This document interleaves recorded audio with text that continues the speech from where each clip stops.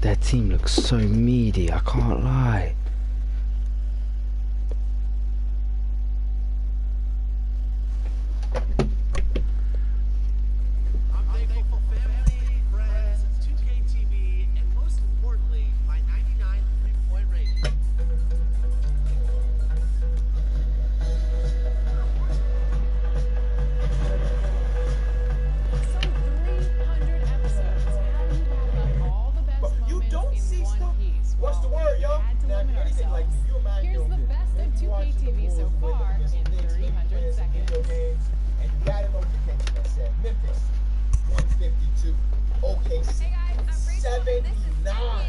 Let me do the math for you. OKC just lost by 73 points in an NBA game. These are the type of numbers you see in high school when Team A got 8 players going D1 and Team B just picked up a basketball. You don't see stuff like this in the NBA ever. This is the biggest win in the history. You know what? No, it's not. It is the biggest loss in the history of basketball because it's more of an indication of OKC than it is in the Memphis Grizzlies. 73 points. Draymond Green made a tweet that was like, somebody got to get fired for this. Sam Presti got pick equity for 12 sixth graders right now, but have current players that can't prevent them from losing by 70 plus. Now, OKC was out of Shai Gilgeous-Alexander, Josh Giddey, Derek Favors. These are players that are rotational players for them, and they weren't here to help them. They're injured. They're just not there. But even with all that said, if you call yourself an NBA organization, you should never lose by 73. Like, I like a lot of the players in OKC, man. Shai is one of my favorite players in the league. Lou Dort has been a surprising player, but you can't lose by 73 and not get crowned for it. So I am putting myself through torture today. Yeah, best believe it. This game is going on, so is the Bulls game. So I was watching the Bulls blow an 18-point lead, but close it out. Shout out to them. I have decided to watch every single second of this game, because you probably saw the notification and asked yourself, how the hell did a team just lose by 73? And I'm about to find out.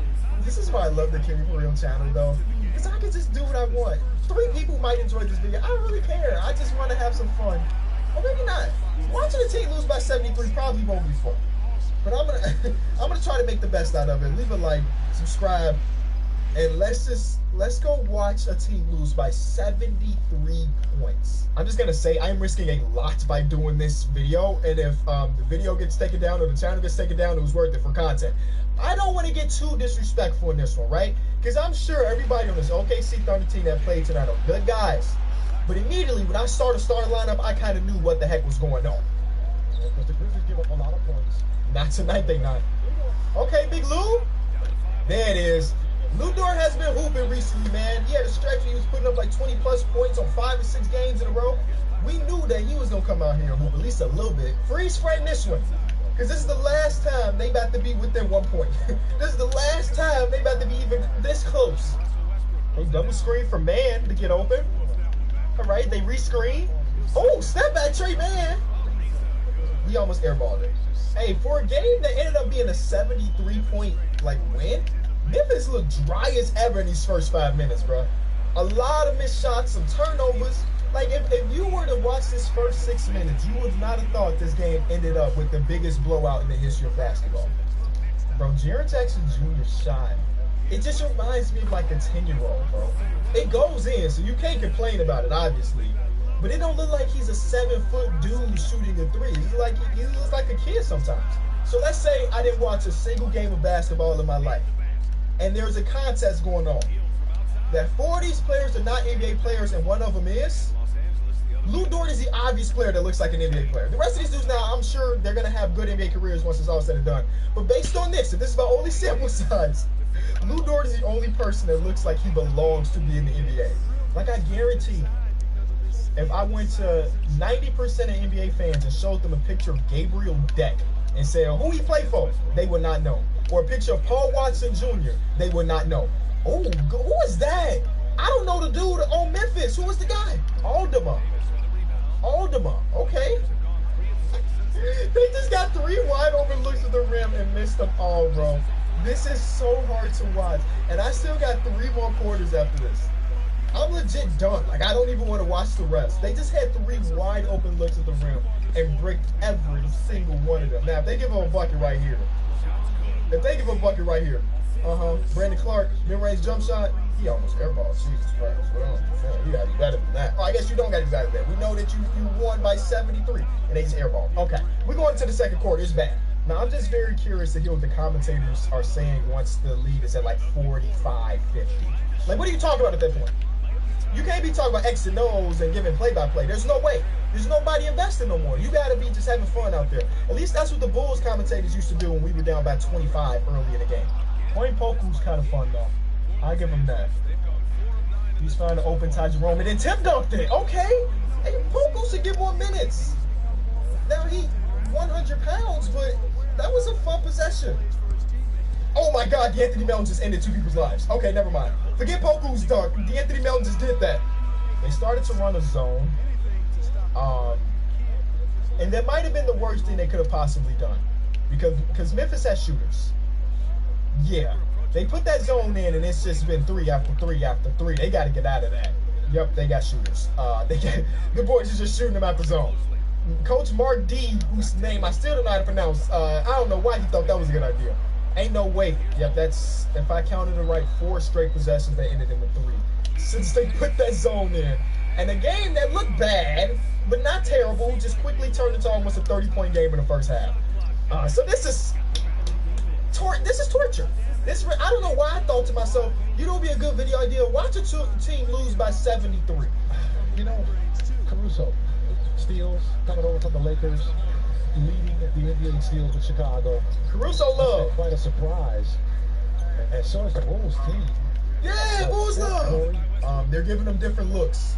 Xavier Tillman kick out, open 3 for DeAnthony Melton. I kind of expected that to go in because that's. So at first it was like a 2-3 zone, and then they were getting shot out from like the wings, and now it's a 3-2 zone, so they can stop the perimeter shooting. And DeAnthony Melton. Growing up, I was always the littlest guy on my team. Even now, I think I still am. They can stop the perimeter shooting, and DeAnthony Melton's like, I don't care. I'm still going to find the one opening I got and hit the 3. When you go into a half like this, down by 30-plus points, all you ask for your team is to try to make it respectable. Play with some heart. Obviously, we know the outcome of this game. But look at the score right now. They doubled these boys' points in the first half. They're shooting 24% at halftime. 24% from the field. Jaren Jackson Jr., top of the key. That look here jump shot. Oh, he calling up on people. Oh, man. Like I said, once you're going to a half down by 30, the only thing you want from your team is to show some heart. They ain't showing none of that. No way. Jaren just pulled from the logo. That's somebody's big man. That's a power forward center, almost 7 foot. He just pulled from the logo and just hit it like it was nothing. What Taylor Jenkins noticed is that nobody on this team can shoot, so he put in his own zone. Why would he need the overworking man if nobody can hit a jump shot anyway? And look, they're just getting deflections. They're doing everything. Tyus Jones, all defensive team, give it to him. DeAnthony Melton, top of the key. What you gonna do? Dish off to Steven Adams for an easy layup. Jeez, we almost at the 50-point mark. Why am I here right now? Now, I know y'all saw that video of that high school game where they were dapping each other up after the game and the dude just hit him with a hook or something. Somebody on OKC got to fight, bro. I can't lose by 73 and just go out, just go to the locker room. I'm sorry. I'm a sore loser in that case, bro. You're not about to beat me by almost 80 and be okay. There's the 50 piece. We might have already been there, and I'm just bad at math. This is easy 50. I can do this mathematics right here. That is a 50-point lead at the moment. And I'm still here. Hey, I told you, I watch it every single minute of this game. I already know what's going to happen, and I'm seeing the worst basketball of my life. He just hit all backboard on the open 3. Yeah, oh yeah, this is what I'm here for. They're done. This game is over, and the commentators are talking about dunks right now. Flight out. It's a lot to ask to watch the dunks. You got to go to the Saks Museum. You gotta be interesting. You gotta do something, because obviously the people at home that are still chugging in and watching this game, all three of them, still want to be entertained in one way or another. And talking about ducks is that. The museum actually is the hotel. They basically, the spot where Martin Luther King was assassinated at the Lorraine is now the actual museum structure itself. The original Oh, that's kind of cool. They turned it into a museum. Didn't know about that. Didn't know that. Ty Jerome is really out there trying, and I respect that. Him, Michael Muscala are the only people, at least of this group of five, that look like they're actually giving effort on both sides. Did you ever go after a guy? Did I ever For a little payback? Intentionally? Will you hold this against me? Don't worry, I got my earmuffs on. Okay, yeah. I'm just talking. I don't know who the commentators are for OKC, but they're making this an okay experience, honestly. Like I said, It's Michael Cage. I had no idea. Michael Cage was the commentator. Oh, that makes sense, because he played for the Supersonics, who are now the Thunder. Oh my God, it's coming together. Michael Cage, by the way, one of the greatest heads of hair back in his heyday. We talk about a Jerry curl out of this world, and he was getting hella rebounds while flicking Jerry curl juice on his opponents. Like, he was doing that back in the day. This is the moment that made me want to make this video. Right now, they're showing on the screen the player of the game. When you lose by 73, there is no player of the game. I'm sorry. There's no silver linings. There's no, oh, this player might have looked nice. You lose by 73, it's a wrap, bro. That ad gonna have to wait till next game. Run that ad 2 times next game. You don't get one tonight. Shout out to Memphis for being good Samaritans. They ran out the shot clock the last couple possessions because they saw what it was at, and they was like, we don't wanna make it even worse. All right, that's that was the worst basketball viewing experience of my life. I've watched a ton of basketball in these 25 years. That was the worst experience I've ever had. Silver lining, Michael Cage and his other commentator, whose name I don't know, made it somewhat, viable with their commentary, but it's just the basketball side was god-awful. Why did I do this? Because of content. Content is king. And I just went through 48 minutes of the worst basketball performance in the history of basketball. But even after all of that said, I'm going to tell you once again to enjoy basketball, y'all. Monsters are around every corner and under every bed.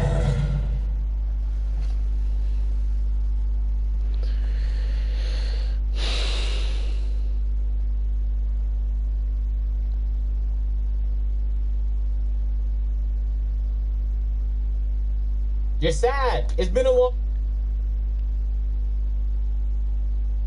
Seems like whether or not you hate or love the seasons featured in NBA 2K22 is resulting in a lot of brand new content. Well, Season 3 is around the corner on December 3rd, so 2K decided to unveil to us all that is Season 3. Also, 2K dropped a patch that's changing the way that the game is played dramatically. So, we gotta jump into all of it, ladies and gentlemen. If y'all new to the channel, be sure to subscribe. Drop a like on the video. Let's try and get this video to 15,000 likes. Let's get into it. Okay, so they first dropped this tweet here saying, Season 3 Iced Out is almost here. Showcase your clutch gene like Dame in our coldest season yet, with new game modes and rewards. New game modes and rewards, that's what I like to hear. If every NBA 2K game has a cover athlete, Damian Lillard is like the season athlete, I guess, for this one. You're gonna notice there's a lot of like ice cold and shooting from crazy deep limitless range. You're gonna notice a theme here. Well, first of all, 2K is showing us how they've redecorated the city and the boats on current gen to be a little bit more festive. So they put a whole bunch of trees and lights everywhere to fit the season. This is what the court looks like on current gen. In my opinion, gives me a little bit of NBA 2K18 vibes. I don't like how gray it is, but it only lasts for a season, so I guess you can stomach it. 2K jumps right into it and starts talking about some of the events that's going to be dropping in Season 3. The first one they talk about here is called Fire and Ice. It basically speeds up the rate at which you earn the takeover perk. They say, though, with every point scored, the takeover will begin a timed cooldown. Not opposed to it. Seems like an interesting event. On current gen, there's going to be 12 days of Xmas, where if you visit the tree, you can get a suite of different, they're arguing, useful rewards. So might as as well. It's free. Why not? So after those 12 days are complete, 2K saying there's going to be events at the finale of those 12 days called Dunk the Halls event. In this event, if you're a high-level player and you play with a low-level player, your team gets double XP. I think some of y'all probably gonna cheat and just make new accounts, but it's a good effort from 2K to try and unite the community to play some more games together. They dropped some more screenshots here. This looks cool. I just like, there's nothing else to say about it. Northern Lights, you're playing in like the Arctic, I imagine. They say on PS4, Xbox One, Switch, and PC, Season 3 sees the boat charting a course to frigid water. So that's the next stop in your cruise. If for whatever reason you want to take a cruise in the blistering cold, you can do that now in NBA 2K22. They say that for 30 minutes you can look up into the starry night sky and see the spectacle for yourself. I guess the Northern Lights isn't going to be permanently on. I guess they're looking for reasons to get you to want to hop on. Like, yo, the Northern Lights are coming on. Josh, hop on. Let's play some twos. I don't know who the f will say that, but that's their goal. They want people to say that. So we referenced the new modes that 2K was talking about on the tweet earlier. They begin to talk about that here. I hate that it's a single player mode in an otherwise very multiplayer city. The premise goes like this: convince skeptical street ballers to join your team by beating them on your own turf. I guess you win enough of those games and then you have like a city slam game and you're supposed to earn rewards. 2K says you get a championship belt, and the whole purpose, I guess, of this event is that it's done on rooftop, so it'll be very scenic. Because I mean, when the last time we played on a rooftop outside of 3v3 Prime? It had to have been like 2K16, right? So it's the return of some more rooftop gameplay in NBA 2K22, except this time it's single player. So there's actually been some criticism towards 2K and some controversy in general about leveling up to level 40 in this season's meta. And some people were unhappy with how easy it was, others is unhappy with how challenging it is. It seems that nobody is like fully like on board with the way that you progress and level up in the seasons in NBA 2K22. 2K is looking to address some of those concerns here. They say, we want to address a change we're making to the way double XP coins work in 2K22 seasons. Starting at the beginning of season 3, your 2 XP coins will not transfer from season 2. That sucks. They say, we believe this will improve the season-to-season experience and competitive balance. 2 XP coins will now remain tied to the season they were acquired in. So I guess they're aiming to make it a little bit more challenging for people to hit level 40. Again, if you remember, they said if you hit level 40 in 4 seasons, then you get legend. So they have, I guess, truncated the legend race that we're so used to into different parts, almost like a relay. So instead of doing 400-meter race, they're doing 400-meter relay, where each leg of the race is just 100 meters. I mean, I guess a lot of people, a lot of the tryhards in the community dislike this method, but it's the method that we have for 2K22, and 2K is looking to make some adjustments to hopefully, they say, add some competitive balance. And then they begin talking about the fresh new rewards. They didn't detail all the new rewards that will be dropped in season 3 as you level up to level 40, but they show off some of the skins.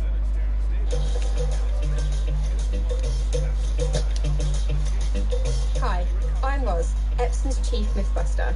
I've been so busy busting printer myths that I've had to recruit a new trainee. His first job is skins here. This is the iced out skin. They make a lot of reference to this in the article. Again, here we have the seasoned athlete Damian Lillard. You see his arms is ice cold. This is actually the level 40 reward, and it's animated. So I guess if you enjoyed the skeletons in season 2, you might enjoy this animated skin here. I mean, I guess as long as it looks cool and people feel like it's worth grinding for. I feel like something functional beyond just aesthetics would be a good switch up from the last season, but what do I know? They also say that the level 30 reward differs from current gen to next gen. Next gen is going to earn gliders, while current gen earns a BMX bike with lightning. So that's a steep fall off. I guess if you're on next gen, this is a W for you. They also say there's some prizes if you win here. 100 wins at the rec, you get a helmet, and 100 3v3 games and you get a suit. I guess incentivizing you to play all factions of the game, not just one. And then they jump into the My Team stuff, which for the most part I usually don't cover, but for the purposes of this video, they actually have a cool mode they added to My Team called Clutch Time. It's heavily revolved around Damian Lillard, the seasoned athlete, but a lot like how they've had in some park events in the past, they have a 4-point line now in My Team. And the whole mode is centered around just faster paced gameplay. The shot clock is quicker. If you make it into overtime, it's sudden death. The first person who scores wins. There's no substitutions. The 5 players you bring on is the 5 players you play with. And when you enter the final 2 minutes of the game, no matter how many fouls you and the other team has, you guys are both in the bonus. So I like it. It's a good switch up. 2K is really flexing their creativity with this one. Hopefully the My Team guys enjoy it. Y'all gonna have to let me know if you think this is worth playing. If I was a My Team head, I'd definitely try it out. So then I love when 2K does things like this. I wish they did it a lot more. They say you can earn a lot of rewards in this different mode. There's 50 different rewards and you're climbing the ladder. Each game you win, you get to the next level. But if for whatever reason you lose 3 games in a row, you have to reset. It has sucked that 2K servers are so bad, sometimes you just lag out and that's going to count as a loss. But assuming the servers keep up and you guys can play your game with no lag and no issues, I love this right here. My team's getting a Dame Signature Challenge. If you're into Dame Signature Challenges, then why not, man? Go ahead and play it. And then they talk a little bit about updates to the W Online, which I'm not gonna lie, I read it over a couple times and it sounds like they didn't add much of anything. They just had to include it here, I guess, for the purposes of. And then the final thing they talk about as it relates to Season 3 updates is the new artists that they're dropping. They say there's a combination of up-and-coming artists and established artists, and the list of 10 songs is here. In my opinion, why not just play Spotify in the background? But if you are the type of person to keep on game music, then you should be excited to know that there's new music in the game. But then 2K didn't stop there, because immediately after they posted all the Season 3 updates, they followed up with this tweet here saying, "Our latest patch is live on new gen and current gen with many updates, including the preparation for Season 3, gameplay fixes, player likeness updates, and more." So this is actually, at least for me, where it begins getting exciting, because 2K adding a bunch of new content is fantastic. It gives me a reason to want to hop on, and maybe I can convince some of my friends to finally play the game. So 2K gets right to the punch with the current gen patch update 1.8. This one is huge. They slowed down lateral dribble launches and added a shooting penalty that applies for players who zigzag from side to side excessively before shooting. The metrics at which they decide someone is zigzagging excessively, I don't know. But this is obviously a clear attack on the play shots who zigzag non-stop. This happens on current gen and there's no stopping it. No matter what game you play, it's zigzagging, boost, zigzag, boost. 2K is saying here that they're looking to do something about that. The guys who do it, you should be highly upset right now. I'm not gonna lie, because you're probably gonna have to start dribbling like me. And that's tough for you. They say they fixed an issue that was causing ball handlers to hitch and slow down while running in transition. We all know about this, so hopefully when they say they fixed the issue, they fixed the issue. And they say they adjusted the Intimidator badge to apply to jump shots in addition to dunks and layups. The Intimidator badge was an all-time badge in previous 2Ks. This year, not as useful, so I guess a buff here to the Intimidator badge, hoping that more people equip and use it. So those are the current gen updates. Now to the next gen updates. So 2K did the same zigzag nerfs on next gen, they're saying. They fixed the same hitch when running in transition for next gen as well. Same update to the Intimidator badge as well. But now they begin citing some new gameplay changes. They say defensive positioning logic improvements have been made to help CPU screen defenders guard the pick and roll more effectively. They also cite stability and performance improvements for the 40th time on these patch notes to the city. So I'll hop on. We'll see if there are any improvements or if it just continues to deteriorate. So between those two updates, a lot should change. The meta of 2K was just play shots, zigzag, zigzag, and zigzag some more. While it's exciting to have a fast-paced game, there has to be more than one fast-paced move. Everyone's doing the same thing, and it requires very little skill to pull off. Well, it's not much of a move then, is it? So we'll see how this plays out. There have been 2Ks in years past where 2K nerfed a very overpowered move and the community disliked it. The sentiment was, instead of removing the one good move, why don't you add more good moves so that it's not just a suite of different bad moves that we have to choose from. We'll have to wait days to see how the dribbling community reacts to the changes that were made, because they'll inevitably either come up with a new way to do something just as effective. Maybe it'll improve the gameplay. Maybe we'll see a little bit more parity and variety when we're popping in from game to game. But it also means that people who've created builds specifically to take advantage of the zigzag might be out of luck. I mean, the patch notes look promising, but we have to hop on the game and see how it's actually going to play out. I imagine this is going to be a pretty controversial update just due to the fact that a lot has changed. The hope is that 3 months from now, it'll be like the game is better as a result. But who knows? It's an NBA 2K update. There's no knowing for sure. Just off the initial reactions I'm seeing on Twitter, it's very split. Some people believe that the gameplay feels way too slow, and others believe that it provided some balance to the game, so it was necessary. But no matter which way you land, I know for a fact that we can all agree you need to smash that like button, man. Of course you do. Drop a like. Yeah. Okay, I'm joking. My fault, guys. I'm gonna hop on later tonight because I'm on a trip tomorrow, so I don't really have much time, but I want to experience it for myself, see if it has truly ruined and or made the game great again. On that note, if y'all want to catch me on stream, click the link in the description. It's twitch.tv/callmeagent00. Otherwise, this video right here, where some TikTokers drop some gems on NBA 2K22 that you don't want to miss out on. Catch you guys in the next one. You're sad. It's been a long day. You're down and out. But you know that the one thing that could turn all that around? Some good quality memes, ladies and gentlemen. Oh, it's been a minute since I've done this. My family Can the kids play 2K on your PlayStation? You can't even say no because you don't really have a good reason. Why? I'm using it? No, you're not. You out here with us. 2K sound effects be like... Yo, I swear! When you turn off music on 2K, I have to do it because I don't want to catch copyright cases. All of a sudden, you just hear random sound effects that don't feel like they fit because it's just a harsh cut. It's just a harsh cut, 2K. Have it fade in and have it fade out. You be just the harshest of cuts, man. Just Chris Smoove really plays splash music in GTA. Stuff that's behind the fence. I don't know if they ready for this behind the fence. Chris Moove's been streaming recently. Me too, by the way. My link is in the description if y'all want to catch it. But that's hilarious. That's funny how you found a way to... Giannis reacts to his viral clip. Okay, no! What are we doing? What are we doing? What are we doing? No! No! I'm playing this! I'm playing this! I'm not playing this! I'm not playing this! I'm not playing this! No, bro! Damn, he's angry. He's not happy whatsoever. Hey, Giannis is the cheat code in 2K, and he has been since 2K18, okay? Giannis is such a wholesome guy, bro. Do you guys follow him on Twitter? He just tweets the most wholesome things. POV, you don't pass the ball to the level 40 and sold the game. My God! Yo, did y'all hear that?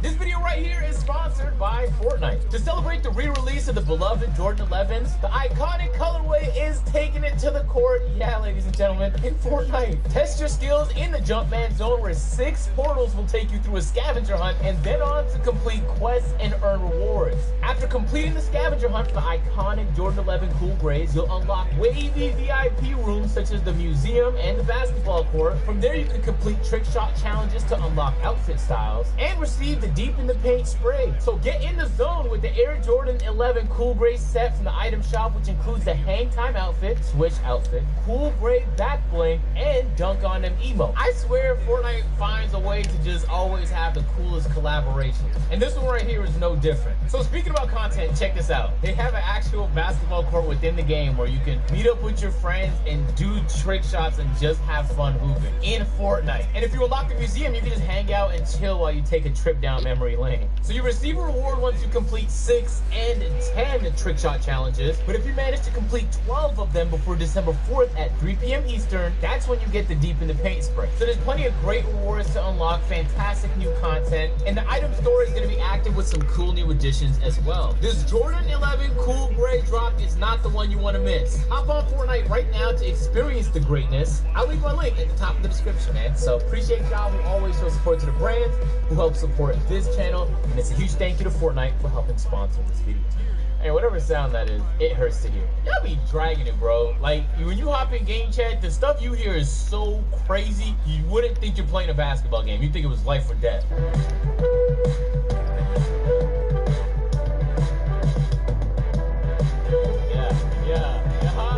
And the 2K13 hot step.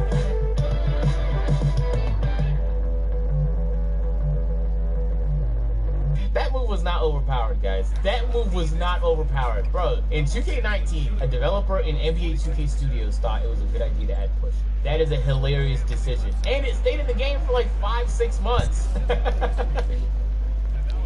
Alright. Why is everybody looking at him? And the whole team is just staring him down. What am I missing here? How people expect us to react to their drippy face cam?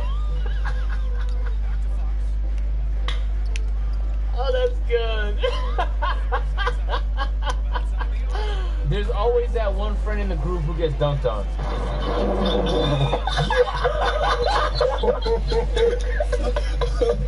His team was laughing at him. I was supposed to support him, man. Cut that. Yeah, they got a 5-second violation because it was laughing at their friend. That's hilarious. With the first pick in the 2013 NBA Draft, the Cleveland Cavaliers select Anthony Bennett of Toronto, Canada. Someone said you just unlocked a memory. The video that killed NBA Live. And they tee up. Yep, I remember that. I remember this. I remember this. You know, I did a little bit of 3D modeling when I was a bopper. That position that Shaq was in is called, I think it's called anatomical position. And when you're modeling player in a video game, usually you model them like that. You have to add their hinges, like their shoulders, their knees, their elbows. At least that's how it was when I was doing it. I don't know if technology got better. But this was bad, bro. People saw this and everybody packed up and went to NBA 2K. I remember this. When you and your real close homie play 2K and he Slim Dog. Beauty is about embracing who you really are. Beauty tools precisely crafted with an 18-karat gold-plated head to gently sweep away hair. Anywhere, anytime. The gold standard for smooth, polished skin. Me, homie, play 2K and he Slim Dog. You have to know that. Say goodbye. That's good. That's a 9 out of 10. Way to bounce back, Twitter. People on 2K20 on the My Player build tester with the 99 overall.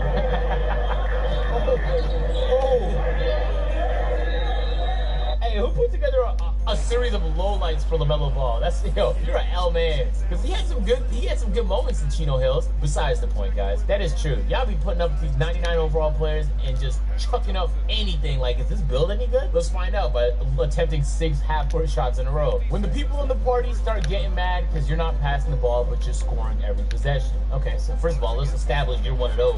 Who gonna check me? Who gonna check me? Alright, 5 minutes. When it's late and you lag out of a My Park game you was about to win. I'm finna beat my little mean, go to sleep. I'm a dead homies. Such an odd thing to put on the dead homies. When you pull up on your homies to drop them off, but you lose and you see a join party notification pop out. That's a good meme. Is that Shaq? Shaq's reaction at the chiropractor? Whoa. Is he okay? Is he okay? That's exactly how I envisioned Shaq being at the chiropractor. That has nothing to do with what we're about to do today. Wow, okay. Still one of the worst tweets of all time. We have Gravity here saying, LeBron is 30. This won't go on for much longer. Thank God.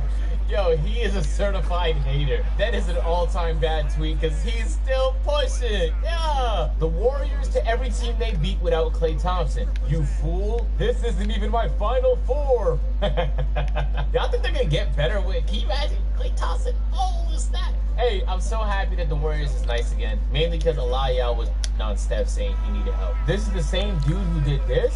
Yeah. Luka threw hands. Why are you beefing with Luka Doncic, dog? Who are you? Stop. You will not make a name for yourself this way. Cut it out. This beef is inappropriate and nobody knows who you are. If Westbrook is your teammate, just know he always got your back. Here's Dwight Howard beefing with KD. You need teammates like this though, bro. No cap, you do. And Russell Westbrook's been playing better, so you know we can lay off the jokes for a little bit. He might blow a wide open free throw shot from now and then, but he's been playing significantly better, man. You love to see it. LeBron looks like he already. God damn, every meme has to be about LeBron James. Do other players exist? LeBron looks like he already knows who he's gonna trade. The commissioner, the GM. I wonder who's gonna trade though. When the manager tells the customer the exact thing you told them. This is good, man. This is a 9 out of 10. We're doing good today. Hey, NBA memes, you're not disappointing. I like it. Kyrie in 2050 telling us why LeBron was never the GOAT. I can see it. I can see it already. Yeah, nah. Scottie Pippen is. You're ruining your own legacy, brother. Please, quiet. That's great stuff. I knew Ben Simmons wasn't that guy when he let Jared Dudley do this. I mean, you're not wrong, right? I actually vividly remember this moment too, and memes were going crazy on Twitter that night. Hey, these are creative, man. I haven't seen this photo be used as a meme ever in my life. I like this right here, man. Good work.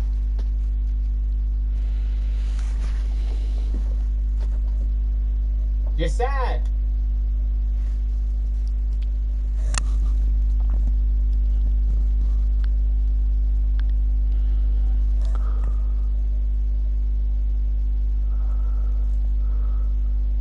Welcome back, Plug. Hello? Alright, look, Gabriella, my name is Jessica. Yeah, alright, listen here, Barbara. I just don't want a relationship right now. Man's just trying to...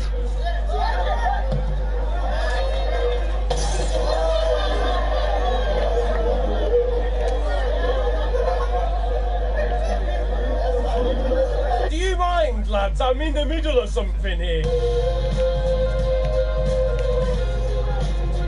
Yo guys, it is your boy Near here, and you are watching FTW. This of course is the series where it brings you the best and more frequently the worst of what football has to offer during the last 7 days. What's been kicking off in the world this week? Well, Twitter is under new ownership and has a new CEO, who said this week that he wants to change the site to a place where pictures of people can't be used without the consent of that individual person. You are just a fool. Oh wait, I can't do...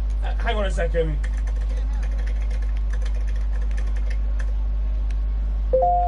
Alright, there's a way around this. You are just a fool. Football Twitter is in the mud for profile pictures. Mbappe's season's gonna have to bring out his year 8 art skills. But lads, if you want permission to use my face, you can. As long as you PayPal me £869. On to the football now, and the Ballon d'Or for 2021 was handed out at a ceremony in France to Lionel Messi. My boy Lewandowski's been robbed again. I'm really happy for you. I'm let you finish. But it's not that Leo doesn't deserve it. He dragged a very underperforming Barcelona in the first half of the calendar year, and of course won the Copa America. But for me, Lewandowski's been more consistent. He's broken more personal, individual records, and Leo's been pretty shocking in France by his own high standards. And it seems Thomas Muller agrees, suggesting the same happened back in 2013, and that Bayern will now look for revenge when they next face Barca. Bro, he doesn't even play for Barcelona anymore. How are they holding smoke? Why did they get picked up? At least Lewandowski won an award, although it was the best striker and the trophy did look like a digestive biscuit. But I'm sure Big Robert will celebrate anyway. Not like that though. Please, for the love of... That is the most circular thing on a stage featuring bald Didier Drogba. He sat back down in the crowd and plotted his revenge against Leo, and he was still annoyed driving back in the car afterwards. Messi's alright.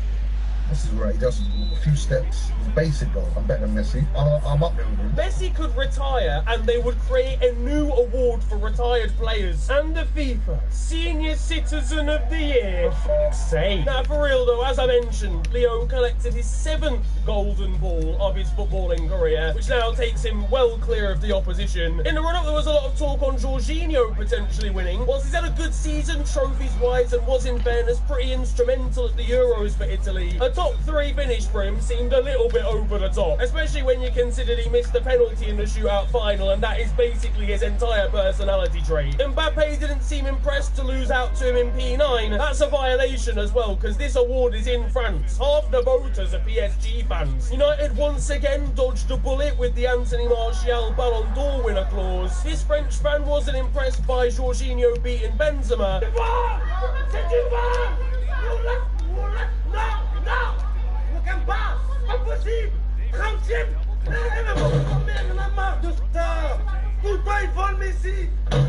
I don't know, man. I don't know. It's a strange game, man.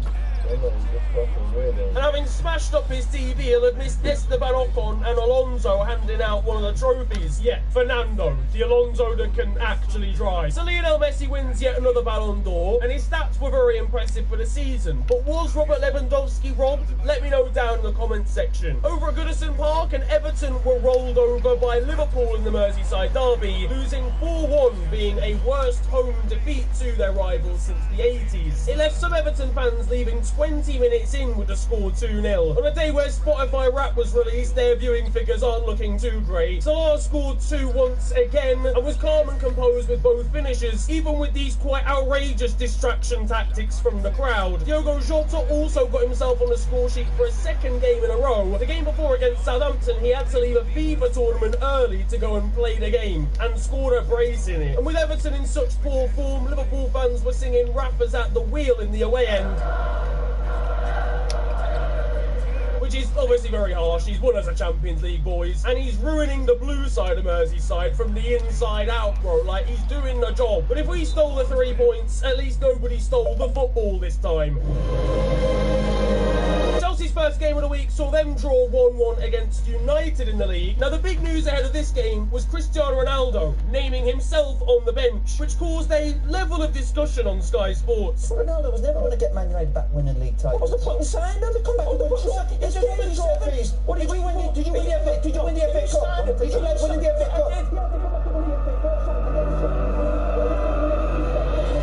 you've got to ask yourself what Paul Pogba's doing in all of. Gary Neville was watching the implosion at home and loving it. The argument was to do with Cristiano Ronaldo and United's relatively low expectations, with Carragher suggesting that Ronaldo would have gone to United to win the Premier League, whereas Roy Keane said he was going there merely to compete. Rio Ferdinand commented on Carragher not winning any leagues, so he wasn't an expert in the topic, before Carragher then exposed Rio for wanting to sack off United and go to Chelsea when Sir Alex Ferguson left. It was all getting a bit heated, to be honest. I was half expecting Jamie Redknapp to out Roy Keane for drug trafficking or some madness. The first half was tricky to say the least for United, with these being their average positions. They were held hostage in their own half. Was Eric Bailly in goal as well? No, use your hands for the ball, not the opposition. Harry Maguire was suspended for this one and was still catching strays from Rafael van der Vaart. English media, typewriters ready please. He's going to talk about Harry Maguire now. Hoe vond je hem de laatste tijd? Hij pakt rood tegen Watford. He is really shit. But in the second half, when United capitalised on a Jorginho error to take the lead, but were pegged back later on by a Jorginho penalty. Fred had the chance to win it for United late on, but he's Fred, so it didn't really come to any. It was also the first game since the announcement that Ralf Rangnick would be taking over as manager till the end of the season, even if Eric Cantona seemed to think it was going to be him taking over. Hello my friends, I would like to tell you in exclusivity that I am the new manager of Manchester United.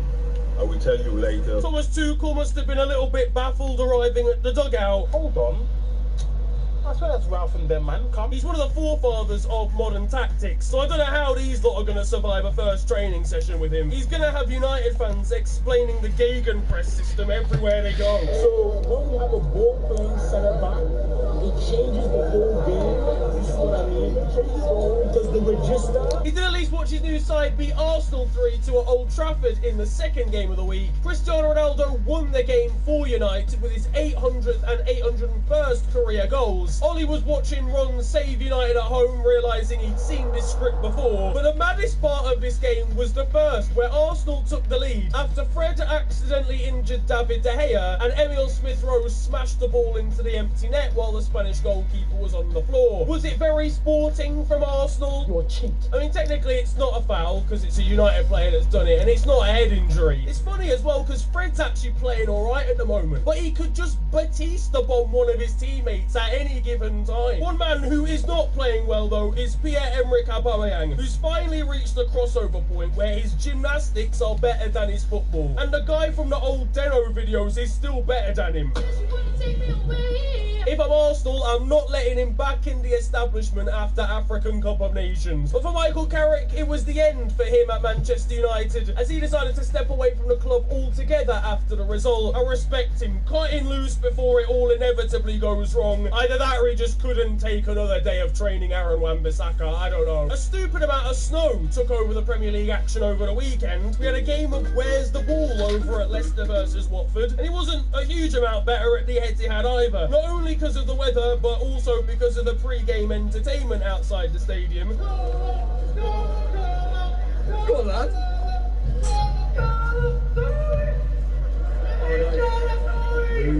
It was a little better inside the stadium though, with some Declan Rice blasting out of the speakers.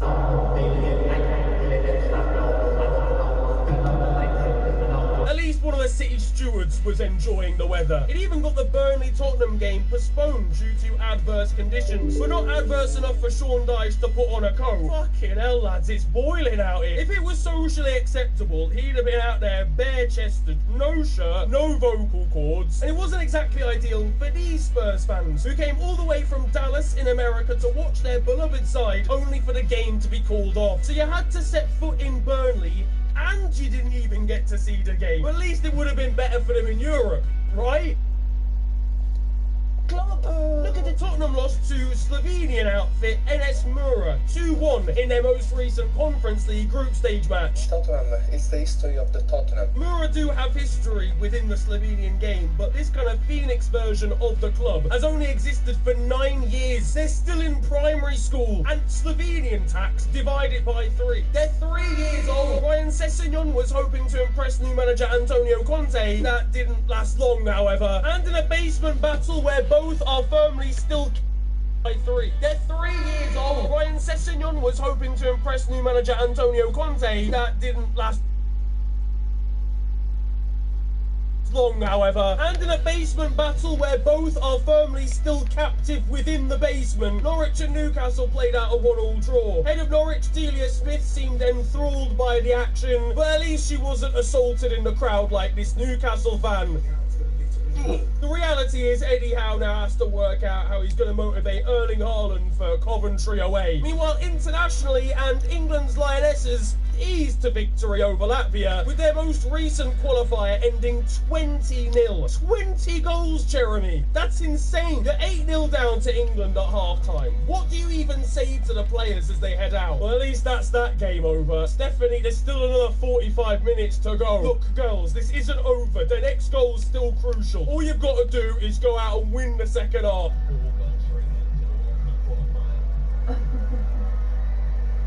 Oh, forget about it. You're all finished. I did feel for the goalkeeper as she also made a mistake for England's 18th, though the game was probably past Latvia at that point. Either that or she had a bet on over 19.5 goals. I can't quite work it out. The thing is, this is going to lead to lazy comments about the women's game, about the lack of quality that there may be for some teams. But it shouldn't take away from the skill level of this England side. We still have to deal with San Marino in the men's side, and look, I know San Marino were not this bad, but there's other variables when it comes to the women's game. Like every nation not exactly taking women's football seriously. There's probably not even anywhere to train for most of these lot back home. In the Bundesliga, and I don't know what's going on in Germany, but the kids there are really going through it. Erling Haaland was out for some weeks after a hip injury and returned for a game against Wolfsburg. He came on as a sub and scored within 10 minutes.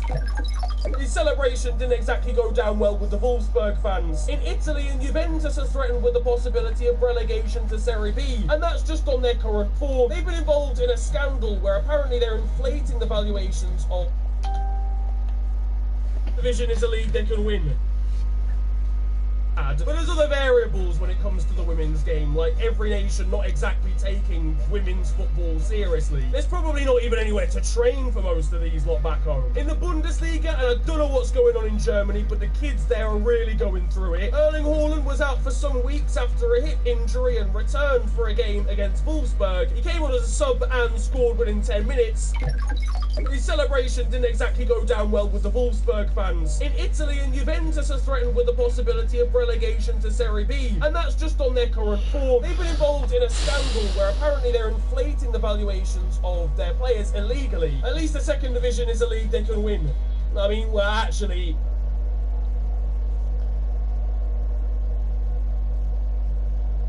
Strange guy. Leicester fans were going after Russian side Spartak Moscow after their result in the Europa League. Spartak responded saying